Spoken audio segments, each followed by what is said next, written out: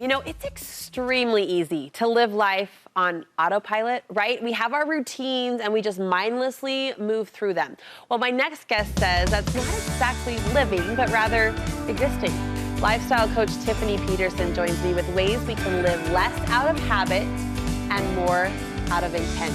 It's so good to see you. You're like a walking lightning today. Oh, you're so lovely. I saw this quote. I believe you shared it on your Instagram. And it was one of those phrases that had me tapping the brakes a little bit. You wrote, live less out of habit and more out of intent. And I started to contemplate those two words, habit versus intent. There's a big difference there, right? Yeah, and good habits obviously can come from intention. But oftentimes as humans, we just can fall into just what we might call, you know, the hamster wheel or the autopilot. And we're just kind of living and existing, and we're just kind of repeating, sometimes like the Bill Murray movie, Groundhog's Day, right? Like we're just kind of existing versus are we really intentionally creating and living and being more aware of what we're experiencing? And it's not that every second of every day can be full of this, you know, lit intention, but you're pointing out that there are moments throughout our day that should feel, what, purposeful? Yeah.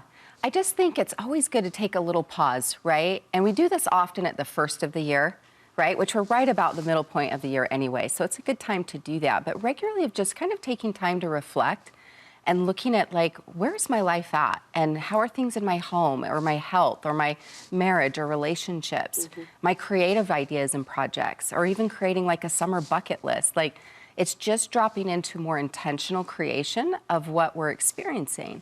And when we don't do that, we just tend to keep moving and all of a sudden it's like, wait, how's it the holidays again or a new year?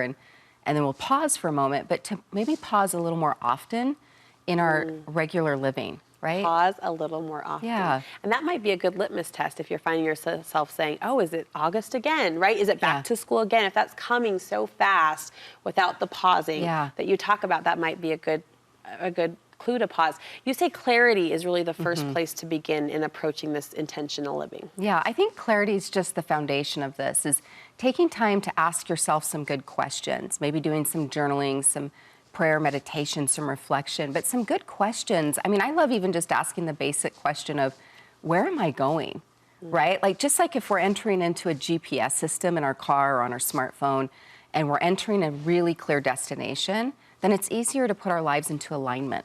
And I look at intention the same way, is getting really clear on, where am I going in my home, in my relationships, in my health? Where's my work or my creativity?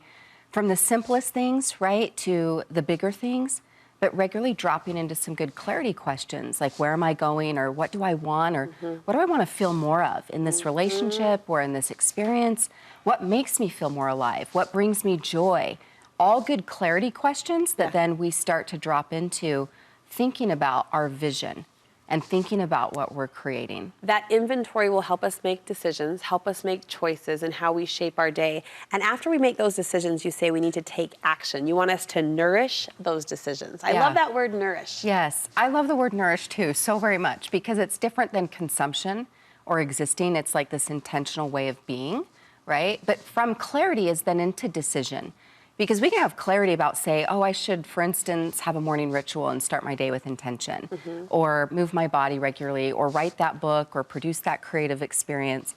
But it's more about, have I actually decided? And then from decision is nourishing, like you're saying, is I'm out there. Like I can decide, for instance, to plant the garden, or I want the garden or the flowers, but you decide, you plant it, and then you spend time nourishing it.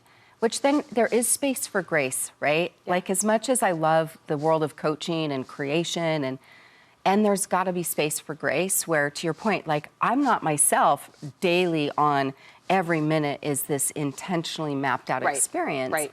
However, I do want to be intentional about how I'm showing up in a relationship.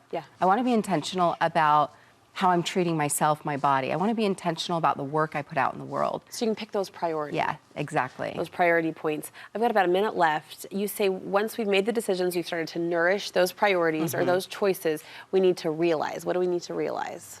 Well, I think a few things. One is realize that there's no perfect timing.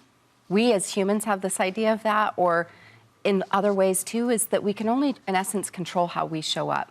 Right? So some of the things when we're working with intention is, hey, I want to have this experience in relationship, or I want to have this happen in my business, or this with my creativity. And we can control how we show up, but we can't control anything else, so to speak, right? I can only control, back to that analogy of, do I have my hands in the dirt? Am I watering it, weeding it, nourishing it within your own life, right? That we are doing that, though. And I just think it matters is not about perfect here. It really isn't. It's just about progression of saying, I'm more intentional about the life I'm creating, the experiences I'm having, whether it's, again, my summer bucket list and my time with my family, to the book I want to write, to the relationships I want to cultivate.